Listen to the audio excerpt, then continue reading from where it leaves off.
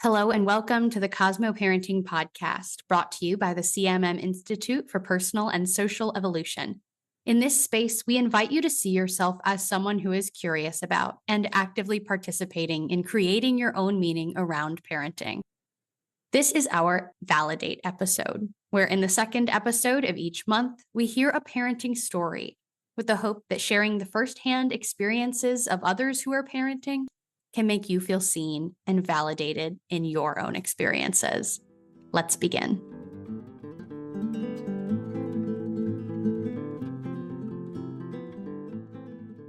Today, I am joined by Aline. Hi, Aline. Hi, Abbie. Thank you so much for being a part of this. As you know, this month is our theme around structures, as in what kind of structures are we putting in place in our family life? And how do they shape us? So with that in mind, please share your story with us. Thank you so much. It's a great honor for me to be part of this conversation. Structuring my life as a mother of the 6-year-old, as I would say, in most cases, has been a somersault of experiences and have really made me reflect on what it means to have a structure but not to have one. I think family is a structure itself. My son is 6. He was born on the 2nd of June, 2018. The time he was born was the last year of my scholarship, my PhD. We didn't plan that he's going to come exactly at the time he came, but he came and the structure had to change. I'm talking about the structure in a literal sense, in a sense that at the time I was single, very busy life. My partner was also busy, but we were living in different countries, different continents. Most times when I got pregnant, it was very clear that a lot is about to change in my life. And so I decided to take things one thing at a time. And this really introduced a new paradigm to me as far as permanence or impermanence for us in restructuring our lives around circumstances and incidences that shape us in a very positive, but at the same time, challenging manner. The coming of this child meant I settled somewhere. I decided to settle back in Europe, in Germany, where I was doing my PhD. I decided to take some career break and just take time to understand what it would mean for me to be a mother. About a year later, I started experiencing losses. So I lost my sister first, and then I lost, not in terms of loss in the same level, because he didn't die, but our relationship died. I lost my partner as well, in that sense, who is also the father to my son. And so while I was still in the middle of trying to restructure my life, in the middle of all this COVID kicked in, it was now me having to manage a dying sister at the hospital, not able to give her the medical attention she needed because of the effect of COVID, not being able to travel or to see anybody because of, again, COVID restrictions. It was just me and him facing life together. And I had to just restructure myself. But then I'm a social agent. I like people. I like to live around people. Everywhere I live, I tend to cook a lot, live just food in the house.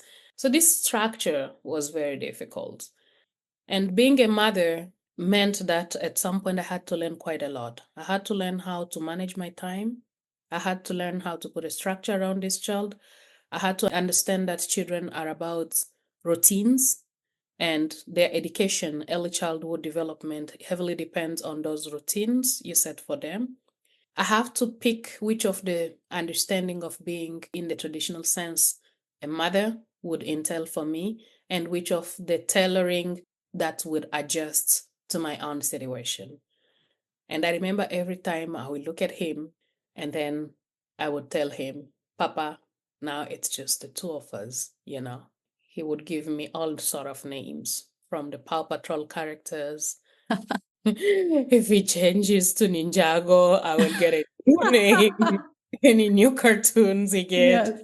And I tend to really feel like this is the company that I need everywhere I go. To an extent that at some point it felt if I don't travel with him, something is missing in me. I couldn't let go.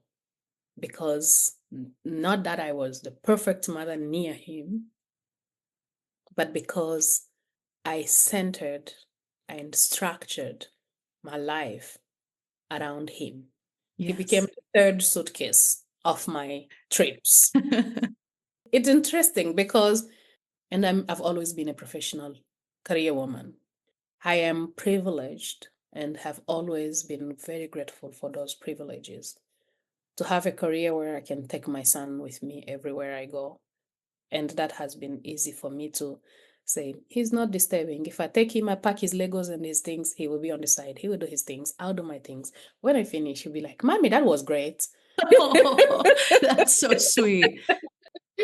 And this is how all my career path until last year, we've been buddies. Mm.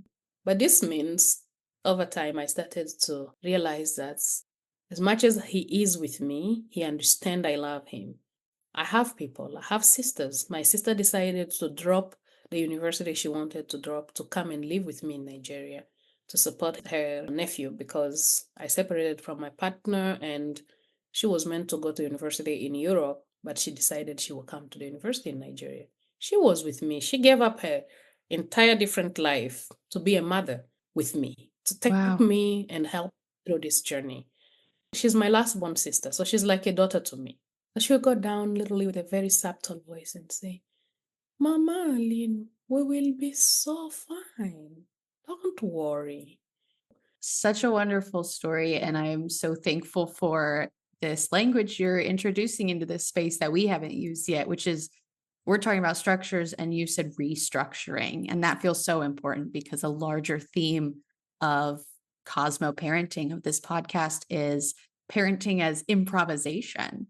So for as much as you can try to create structure, you also have to be flexible and adaptable. That's another one of our themes. And so it feels really important to think about how can you create structure for your child, but also acknowledging the ways that your child has helped create structure in your life. And I think that's really beautiful. I think as parents, first thing we have to acknowledge is that bringing a child on earth does not give you ownership of that child.